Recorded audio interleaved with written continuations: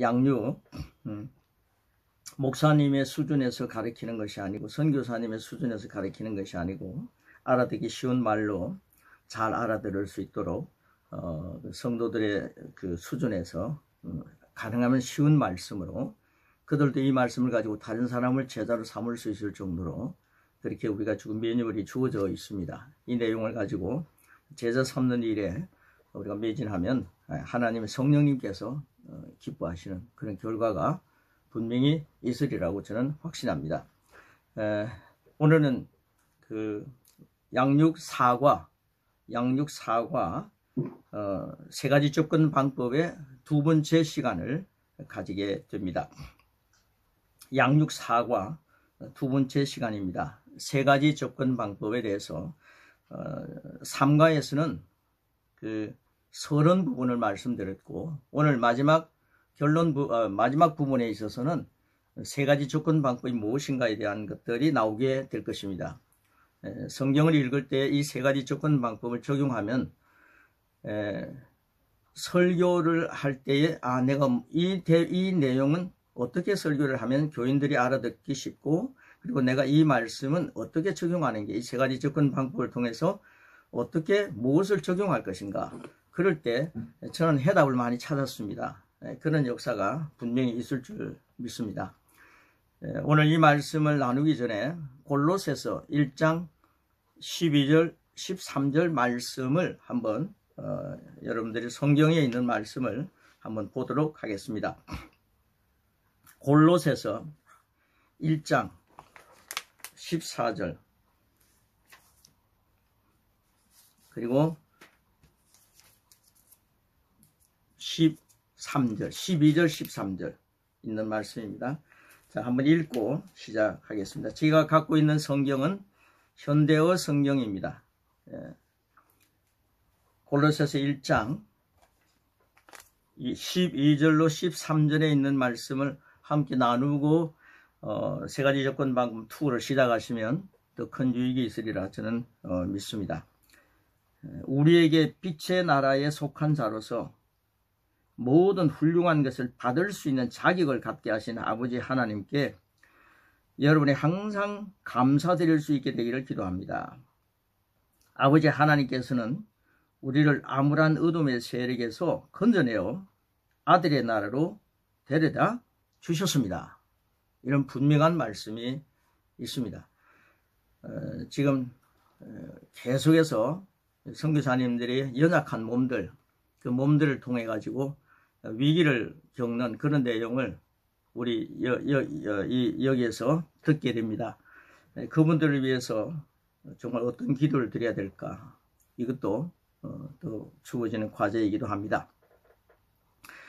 우리가 어떤 존재인가, 예수 믿고 난 뒤에 나는 어떤 사람이 되었는가, 상당히 중요한 대목을 오늘 말씀은 하고 있습니다. 예수 믿었습니다. 영접 기도라는 것은요, 마귀의 자녀가 하나님의 자녀가 되는 것이더라고요. 그 영접 기도 한 1분 정도 하는 겁니까? 영접 기도 굉장히 간단한 기도입니다. 그런데 그 영접 기도를 하지 못하게 어둠의 세력들은 엄청 방해를 하겠죠. 영접 기도를 하게 되면 마귀의 자녀가 하나님의 자녀로 변화되는 그런 과정입니다. 그러니까 이 영접 기도를 굉장히 소홀히 여겨서는 안 되는 거죠. 그리고 영접시키는 그 위를 위해서 준비하는 기도도 있어야 되겠죠. 그런데요, 오늘 이 본문 말씀에 보면은 우리로 하여금 빛 가운데서 성도의 기업의 부분을 얻기에 합당하게 하나님 아버지께서 하셨다는 겁니다. 하나님께서 우리에게 주시는 모든 신령한 하늘의 신령한 기업들, 그 기업들을 우리가 얻기에 하나님께서 아버지 하나님께서 합당하게 하셨다. 그래서 우리 선교사님 목사님들께서는 하나님께서 주시는 기업은 내가 다 누릴 수 있게 하나님 아버지께서 나를 합당한 사람으로 만들어 주셨다. 거기에 대한 감사와 도전이 있기를 축복합니다. 그래서 아버지께 감사하게 하시기를 원한다.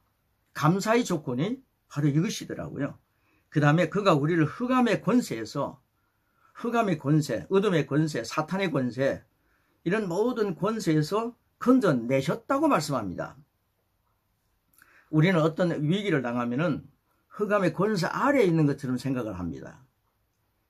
그런데 이 성경 말씀은 우리는 말씀을 믿어야 되지 않습니까?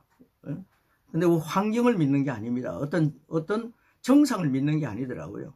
성경에 보면요, 어떤 위기가 있으면 정상을 믿으라고 말하지 않았습니다. 항상 말씀을 믿으라고 그랬습니다. 그게 굉장히 중요하고요. 흑암의 권세에서, 어둠의 권세에서 우리를 건져내셨습니다. 저는 이런 말씀을 나눌 때, 성도들과 함께 나눌 때는요, 또 인도라든가 여러 곳에 선교처에 가서 이 말씀 전할 때는 한번 저를 따라하게 만듭니다. 마음을 믿고 입으로 시인하는 게 굉장히 중요하기 때문입니다. 죽고 사는 것이 혀의 힘에 달렸다. 우리 일과에서 배웠지 않습니까? 그러니까 내가 죽느냐 하는 문제도 내 혀의 열매더라고요. 사느냐 하는 것도 내 혀의 열매라는 거죠. 그러니까 내 혀의 열매, 우리 성찬식을 할 때, 어제도 성찬식 할 때에 떡을 먹고 그리고 잔을 마셨다. 근데 그 먹는 게 뭡니까? 우리가 실제로 빵을 먹을 때는 먹는 게 뭔가를 압니다. 먹지 않습니까? 잔을 마시면 목으로 넘어갑니다.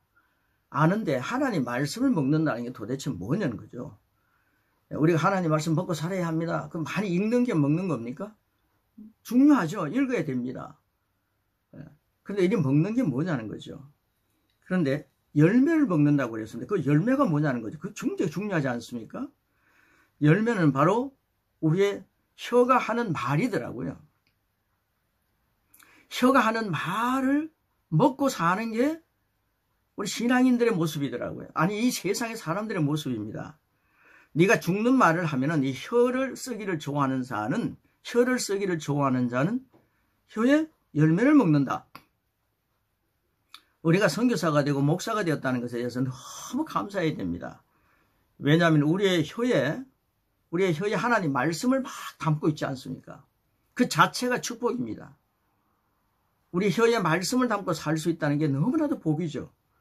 기도할 때도 말씀을 담고 기도하면은 그 기도의 응답은 성령의 감동이 그대로 나타날 줄 믿습니다.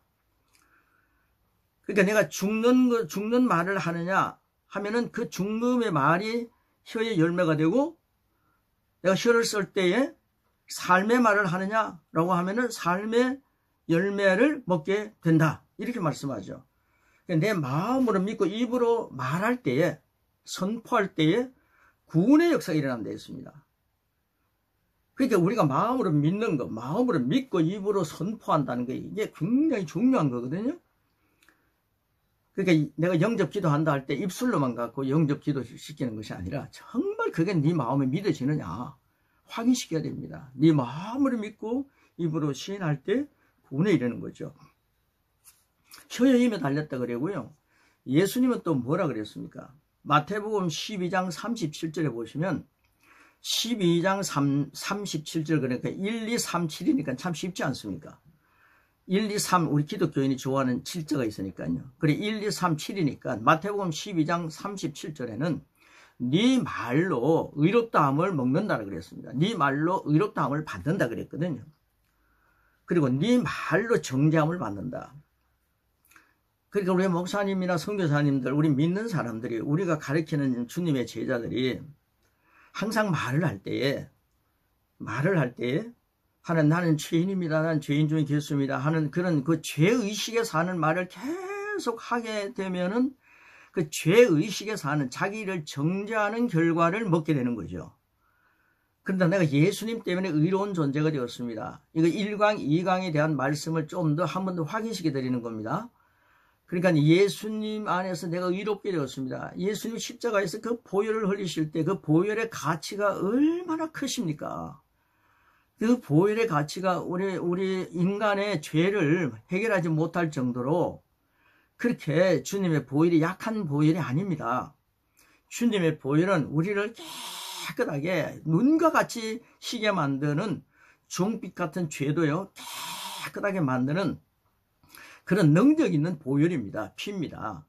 그러니까 예수님이 십자가에 달려 돌아가실 때 내 죄를 다 가져가시고 예수님이 부활하실 때 나를 의롭게 하셨구나. 그래서 이 의의 의식으로 우리는 많이 살아야 합니다. 그럴 때 내가 의의 의식으로 사는 사람은요, 말을 할 때 내 말로 정잠을 받고 내 말로 의롭다함을 받을 것이다. 마태복음 12장 37절에 분명히 말씀했거든요. 그러니까 내 말로 의롭다함을 많이 받아야 되지 않습니까? 내가 예수님 때문에 의인이 되었습니다. 예수님 때문에 내 안에는 성령님이 와 계시고요. 성령님이 내 안에 계시기 때문에 내 배에서는, 내 심령에서는 생수의 강이 흘러 넘칠 수밖에 없습니다. 나는 성령님과 함께 사는 거룩한 존재가 되게 해주셔서 감사합니다. 그때에 고린도전서 1장 30절의 말씀이 그 속에 적용이 되는 겁니다.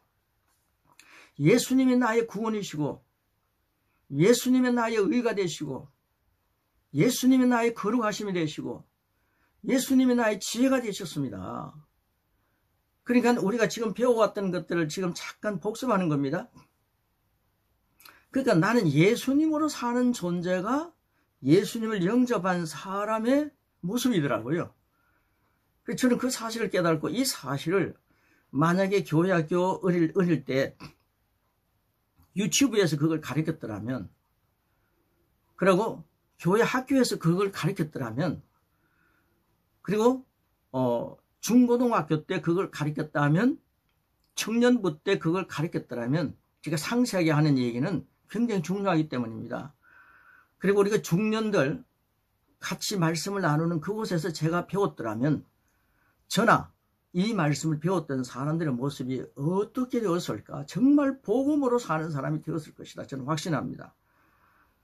그런데 저는요, 이걸 65세, 6년 전에 65세 은퇴할 때에, 그때 은퇴할 때에도 이런 말씀을 한 3년 정도 이걸 터득하게 되었고, 알게 되었고, 하나님 만나게 해주셔서 이 영적인 세계가 열리게 되었는데, 그때에, 이 말씀이 너무 좋구나.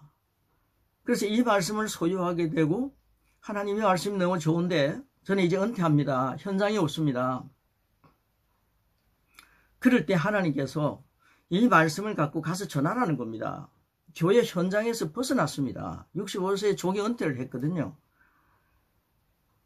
그런데 그곳에서 벗어났는데 하나님께서 이제 이 말씀 가지고 가라는 거예요. 근데 하나님께서 가라고 하실 때는 분명히 밭이 있습니다. 사람들이 기다리고 있더라고요. 그래서 가서 전하기 시작했습니다. 그런데 이 말씀, 하나님 말씀을 믿고 이 말씀을 전하기 시작할 때에 정말 내 말로 의롭다함을 받는구나. 내 입이 정말 중요하다. 하나님께서 우리의 모든 몸을 하나님의 형상과 모양으로 만드셨는데 이 입이 굉장히 중요하더라고요. 입이 선악과를 따먹더라고요. 입이 하나님 말씀을 말할 때에 네가 말로 의로움을 받는다고 했습니다. 그래서 제가 예수님 때문에 제가 의로운 자가 되었습니다. 제 공로로서는요, 1%도 의로울 존재가 안 되는 거예요. 제가 율법을 아무리 잘 지켜도요, 9가지 지키고 하나만 지키지 못하면 예수님께서 말씀하셨죠. 다 안 지킨 것이 아니다 그랬습니다. 그래서 제가 목회하면서요, 그 율법 가지고 싸웠더라고요. 뭐뭐 해라, 뭐뭐 하지 말라라고 하면서 계속 얘기한 게 한 가지만 딱 이것 해가지고 새벽 기도 오늘 안 나왔다 그러면 그만 그동안에 했던 모든 고군분투는 다 허사가 되는 이런 느낌을 가졌습니다. 그래서 정말 마음이 답답한 거예요. 그런데 복음을 만났지 않습니까? 정말 목회자가 어릴 때부터 이걸 가르치고 제가 처득을 해야 되는데 이걸 뒤늦게 깨달았는데 하나님 정말 손해보는 생을 살았습니다 하니까 난 실패작이 아니다. 손해본 게 아니다. 그거 위에 다져졌다. 이제 시작하라는 겁니다. 그래서 제가 그럼 하나님 이제 잘 다듬었어요. 70부터 하겠습니다. 그랬는데 하나님이 상당히 급하신가 보더라고요. 하나님이 너무 급하시다 이런 생각이 들어요. 막 저를 사용하시는 거예요. 가는 데마다 죄의식에 사는 사람들을 율법을 가지고 사는 제 자신과 같은 많은 우리 목회자들을 선교사님들을 아니야. 네 말로 정죄함을 받는다 그랬다. 여러분 죄의식을 갖고 살면은요 절대로 그리스도의 장성한 분량까지 자랄 생각도 하지 말고 포기해야 됩니다. 그런데 성경 말씀에는 그리스도의 장성한 분량까지 자라가라는 것이 아버지의 뜻이더라고요. 우리 하나님 아버지. 아버지는요 자녀가 성장하는 걸 원합니다. 우리는 할아버지, 할머니가 다 되셨잖아요. 아버지가 되셨잖아요. 어머니가 되셨잖아요. 자식이요, 자라지 못하고요, 한 4살짜리로 귀염승등만 받고, 아이고, 내 자식 참, 내 새끼 귀하다. 어떤 분은요, 자기 자식을 보고요, 아이고, 내 새끼, 아이고, 내 강아지 이러더라고요. 아이를 보고 강아지 그러면 됩니까? 저는 어릴 때부터 아이를 보고요, 남자애 둘인데, 항상 그런 얘기를 했습니다. 너는 어릴 때부터 저는 그 아이들을 보고, 내 아이다 그러니까 무섭더라고요. 그래서 넌 주님의 아들이다. 오, 아버지 하나님, 주님의 아들들이 오늘도 이렇게 잘 자라게 하시니 감사합니다. 주님의 아들이면 주님이 돌보시니까요, 그게 너무 좋더라고요. 그런데 그 아이들을 얼마나 자라기를 원합니까? 4살짜리로 30세가 됐는데도 4살짜리로 있다면 그게 정상이 아니지 않습니까? 우리는 하나님 아버지 안에서 자라나는 우리 그리스도인 영접 기도하고 난 뒤에는 이게 보통 사람이 아닙니다. 영접하는 자는요, 바로 영접 기도 그 순간 기도입니다. 한 몇십 초 안에 드린 기도입니다. 몇십 초 안에 드렸던 기도입니다. 우리가 영접 기도를 했습니다. 그러면 마귀의 자녀가 하나님 자녀로 확 변한다는 사실 알고 계십니까? 영접하는 자, 이거는요, 오래 기도하는 자가 아닙니다. 오래 성경을 읽은 자가 아닙니다. 바로 예수님을 영접하는 자는 하나님의 자녀가 되는 권세가 그에게 주어졌더라고요. 그러니까 영접함과 동시에 하나님 말씀을 다 소유할 수 있는 마음의 밭이 딱 준비되어 있는 거예요. 하나님의 자녀의 권세자가 됐습니다. 근데 우리는 어린 신앙이다, 영접한 사람을, 죄송합니다, 제가 상당히 깔보았더라고요. 솔직히 영접한 사람을 아주 초보 신앙이다 이러면서 초보 신앙을 맞습니다. 근데 너무 사람을 얕봤던 거예요. 근데 그가 바로 하나님의 자녀다라고 하는 의미에서 가르치기 시작하고 함께 그리스도의 장성한 분량까지 전진해야 됩니다. 그런데 그리스도의 장성한 분량까지 전진하기 위해서는 빨리 죄의식을 버리게 해야 되더라고요. 저는 고려파에서 어릴 때 자랐습니다. 그 죄의식이 굉장히 저에게 많이 있었습니다. 저에게 신경성도 있었습니다. 하나님 너무 무섭더라고요. 그래서 하나님 앞에서 저는 교회만 가면요, 마룻바닥의 교회였거든요, 시골에. 무릎을 탁 꿇고요. 나는 모태신앙이라고 하는 장로님의 가정에서 태어났거든요. 무릎을 꿇고 항상 예배를 드렸습니다. 어릴 때 그 얼마나 이쁩니까? 무릎을 꿇고 예배를 드리니까. 그 사랑을 독차지하는 거죠. 그래서 제가 수십 년 인생을 살다 보니까 어릴 때 무릎을 꿇은 것 때문에 지금 무릎이 상했습니다. 야고보는요, 무릎을 꿇어서 낙타 무릎이 되었다는데 그게 본받을 게 아니더라고요. 정말 종교인이 되어서 신앙생활을 했더라고요. 그래서 저는요, 야고보는 낙타 무릎이 되는데 얼마나 좋습니까? 저는요, 뚝뚝뚝뚝 그래요.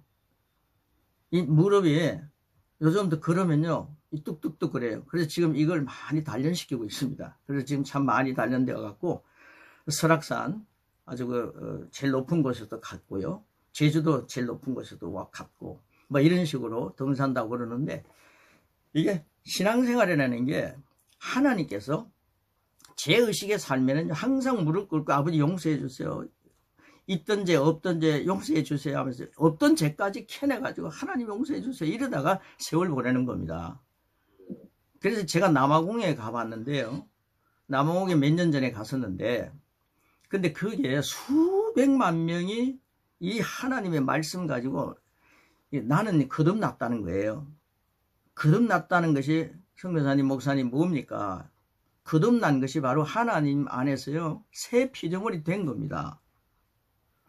마지막 부분에서 다루겠습니다만은 고린도후서 5장 17절이죠. 그러니까요, 그리스도 안에 있는 자에게는 그리스도 안에 있는 겁니다. 영접했습니다. 그때부터는요, 그리스도 안에 있는 존재가 되었습니다. 그리스도 안에 있는 자에게는 그리스도 안에 있으면 이전 것은 지나갔다 그랬습니다. 보라, 새 것이 되었다 그랬습니다. 새 것으로 시작하면 되는 겁니다. 우리는요, 흑암의 권세에서 건져내서 그의 사랑의 아들로 옮겨져 있더라. 독일 해설집을 보니까 독일 해설집이 굉장히 권위 있다 해가지고 장로교나 어떤 교회나 어떤 교수들이나 신학교에서 이 독일 해설집을 굉장히 권위 있게 이렇게 이해하고 보지 않습니까? 그래서 성서공회에서 독일 해설집 성경을 제가 가져왔습니다. 근데 그 내용에 보니까 흑암의 권세에서 건져내서 그의 사랑의 아들을 옮겨줬다 이 말씀이 말입니다. 바로 예수님을 믿는 우리를 보고 하는 얘기더라고요. 그런데 그게 자세하게 읽어보니까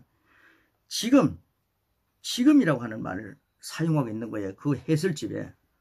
이미 지금 흑암의 권세에서 빼어내어서 그리스도의 통치 아래 하나님의 아들의 나라에 옮겨져 있다. 그렇게 얘기를 하는 거예요.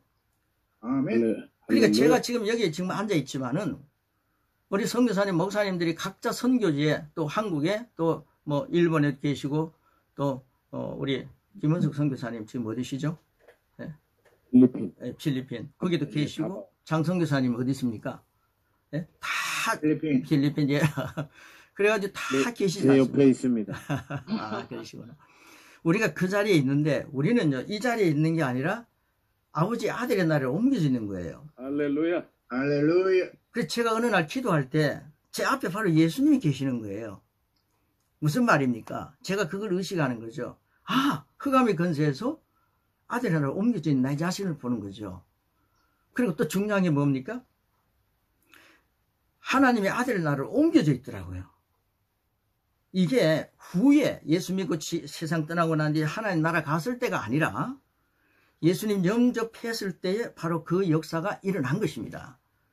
그런 차원에서 성경을 보게 되면은 내가 죄의식이 아니라 예수님께서 나를 해주신 100% 예수님의 공로입니다. 우리의 공로를 1%라도 집어넣으면 이건 불순물이 됩니다. 그러니까 100% 예수님의 공로로 내가 의롭게 되었습니다. 이런 마인드로 가슴을 쫙 펴고서 어릴 때부터요. 그런 걸 가르쳤다 하면은 우리 손자, 손녀들, 저는 손녀들이 있습니다. 그 아이들에게 그걸 가르칩니다. 그때부터 내가 배우지 못했던 것, 이 황금과 같이, 이 다이아몬드 같이, 이 귀한 것들을 내가 놓쳐버렸더라고요. 수십 년간 놓치고 사는 것들을 하나님께서 보게 하시고, 알게 하시고, 깨닫게 하시니까 이걸 나누고 싶어갖고, 이걸 선교체에서 나누고 싶고, 이것을 목회지에서 나누고 싶어서 하나님 앞에서 기도하는데 하나님께서 그걸 성령님께서 기뻐하시는 일을 하면 성령님이 가만히 계시지 않고 막 열어주시더라고요. 이걸 목회 후반부에서 깨달았지 않습니까? 그러고 난 뒤 이 세 가지 접근 방법을 가지고 나가니까 이 예수님으로 인생을 삽니다. 예수 영접했습니다. 예수 영접하니까 새 피조물이 되었습니다. 이전 것은 다 지났습니다. 옛것, 옛것입니다. 새것 아닌 옛것입니다. 그걸 다 지나갔습니다.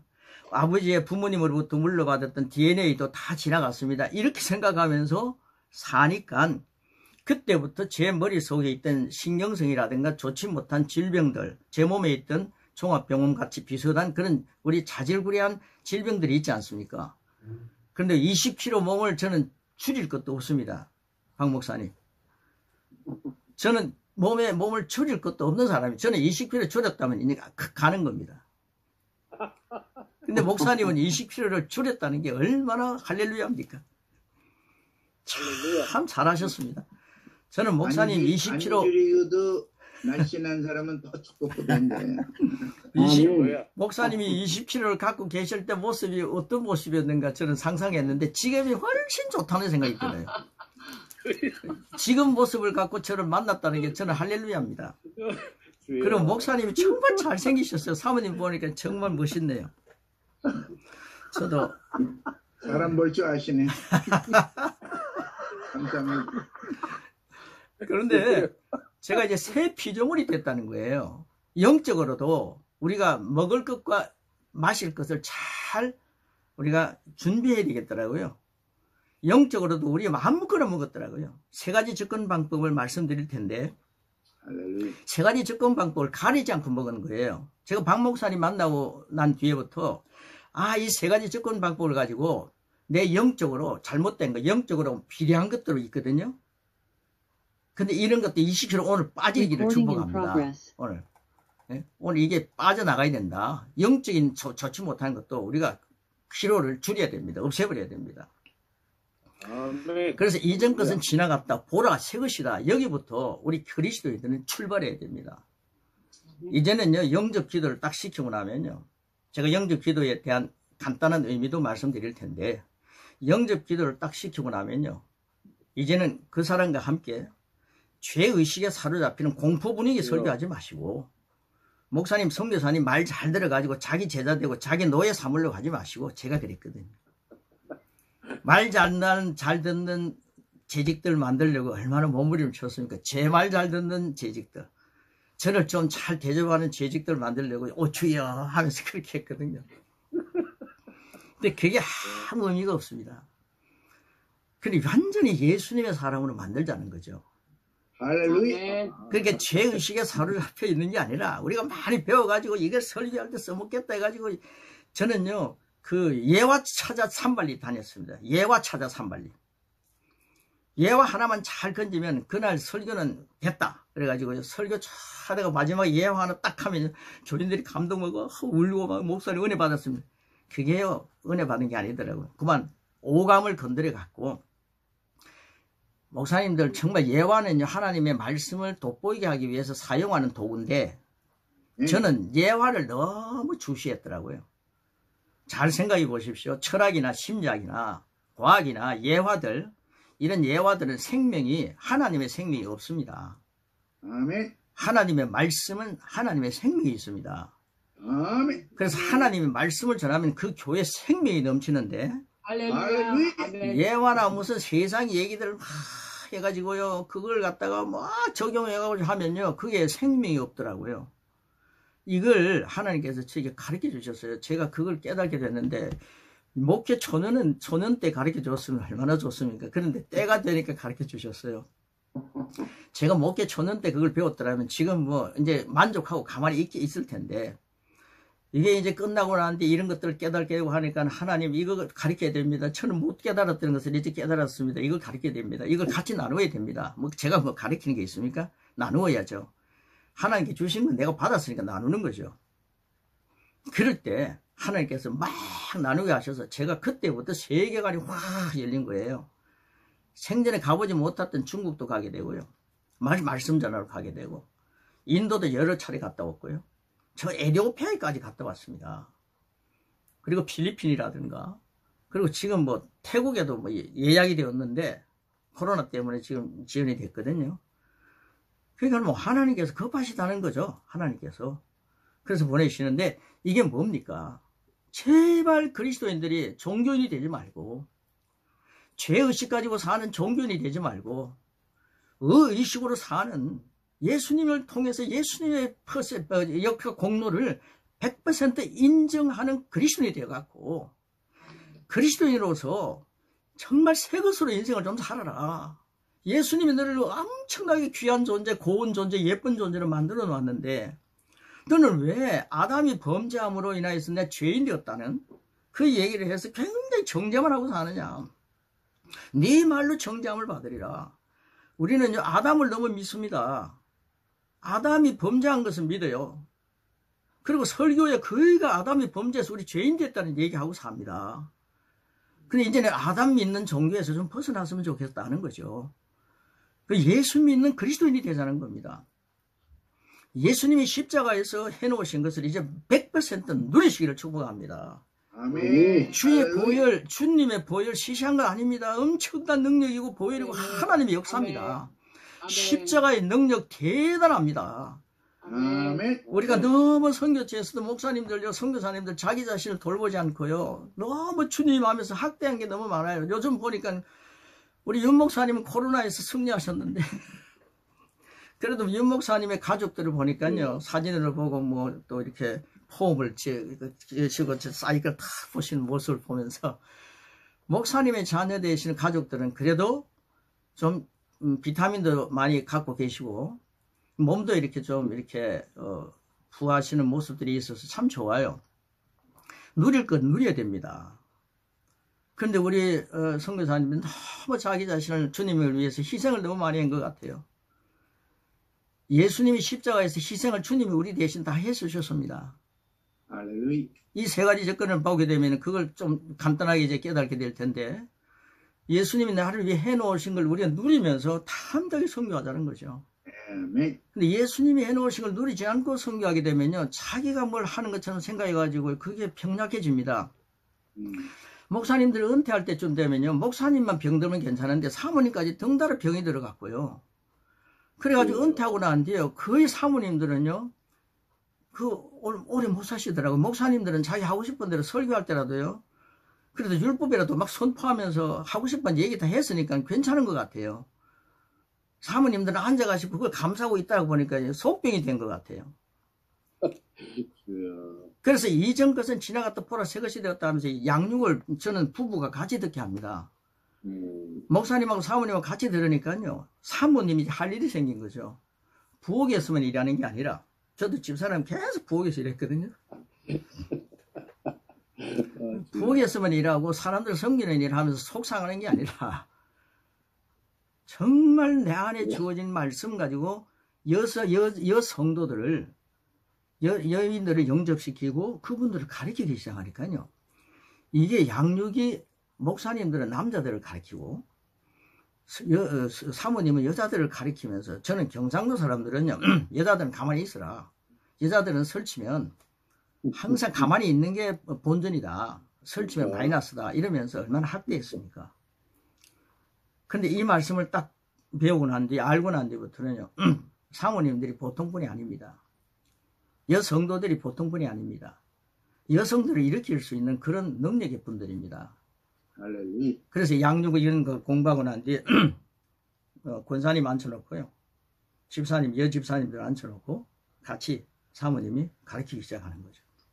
그러니까요, 사모님이 하늘나라 가면 사모로 사는 게 아니라 네 제자가 있구나, 주님께서 이 땅에서 설교자로 수많은 사람들 앞에서 설교의 영웅이 되려고 하지 말고 제자 삼으라 했잖아요. 그러니까 목사님들만 제자 삼으라는 게 아닙니다. 예수 믿고 구원받은 우리는 새로운 피조물은 다 제자 삼을 수 있는 그릇으로 만들어야 합니다. 그래서 이제는 목사님들이 현지를 떠난다, 선교사님 현지를 떠났을 때 그 제자가 그곳에서 남아서 내가 선교사님을 통해 배운 걸 가지고 제자 만드는 그런 발판을 만들어 놓아야 되는 거죠. 내 때는 잘 됐는데 내가 하나님 나라 가고 나는데 이제 잘못됐구나. 그럼 우리는 뭐라 그럽니까? 그 목사님 능력이 있었다, 그 목사님 정말 잘 목회하셨다, 그러는데 그거요, 제자 안 삼았어요. 제자 만들어야 됩니다. 내가 그곳에 떠난다 할지라도 그곳에 제자가 있어야 됩니다. 이게 예수님께서 우리에게 유언처럼 하신 말씀이더라고요. 제자는 죄의식에 사는 사람은 아니에요. 남아공에 가시니까 하니까 그 목사님, 아까 제가 얘기하다 다른 데로 갔다 왔는데요, 죄의식에 사는 젊은 아이들, 이 애들이 마약하고요, 그리고요 양아치입니다. 길에서요 막 모여서요 온갖 짓 하던 애들입니다. 그런데 이때 그 교회 목사님이 그 현장에 가가지고 너희들이 예수 믿으면 천국 간다 이런 얘기 하지 않고, 너 예수 믿으면 하나님이, 우리 교회만 나오면 하나님이 너를 알아주는 위대한 존재가 된다, 그런 꿈을 심어줬어요. 그래서 그 청년 하나둘 오기 시작했는데 정말 그곳에서요 죄의식에 사는 사람을 얘기하는 게 아니라 의의식에 사는 사람으로 만들어 놨더라고요. 그래요. 저는 남아공에 가가지고 그 교회 교인 수가요 수백만 명입니다. 청년들이 구름대처럼 몰려와요. 교회 가니까 이 아이가 변했거든요. 그러니까 그 동네 마을의 사람들이, 야, 교회 가니까 저리 변하구나. 자기는 교회 가지 않으면서, 야, 이놈아, 너 교회 가라, 저 아이들처럼 저렇게 살아라, 그러더라는 거예요. 그래가지고 안 믿는 부모가 교회를 보내는 거예요. 그래서 그 교회 청년들이 구름대처럼 많은데, 제가 또 갔을 때, 우리가 가서 집회가 있어 갔는데요, 제가 키가 좀 크지 않습니까?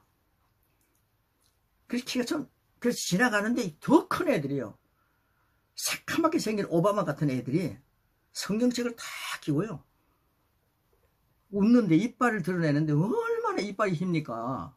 새카만데 하얀 애는 더 희더라고요. 그래가지고 지나가는데 웃으면서요 다 환영을 하는데 어마어마한 줄입니다. 들어가는데 긍지를 갖게 하더라고요.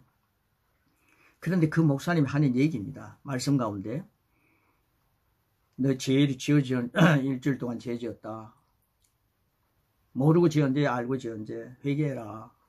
그러면 죄의식을 가지고 하나님 잘못했습니다, 하나님 다시는 죄를 범하지 않겠습니다, 그러면서 기도하는 애들은요, 그 다음 주 가면요 기도가 달라지는 게 아니라 똑같은 기도를 하고 있대요. 하나님 저는 나약한 존재이기 때문에 또 죄를 지었습니다. 이러더래요. 그 모습이 제 모습이었습니다. 그걸 가지고 수십 년간 살았거든요.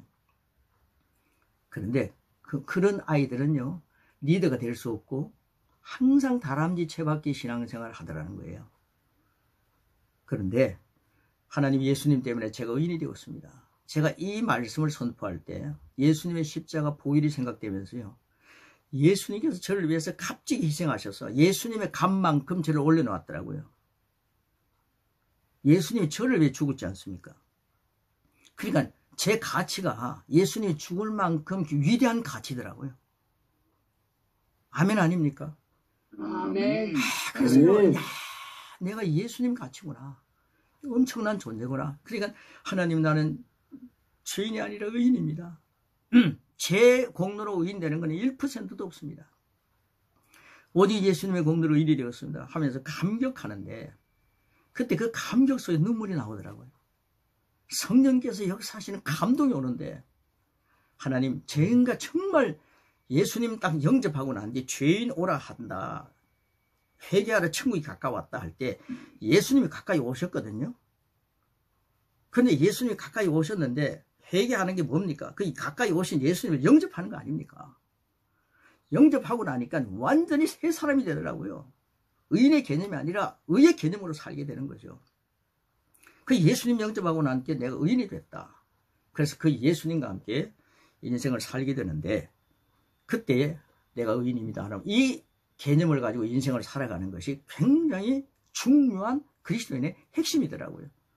근데 그 친구들은요, 제 의의식을 갖고 사는 청년들은 나중에 리더가 되고 조 모임의 조장이 되고 앞으로 목회의 비전도 있고 기업인이 되든 정치인이 되든 세계를 향해서 리더로서 살아갈 수 있는 그런 자질을 교회에서 양육하고 있는 것을 보았습니다.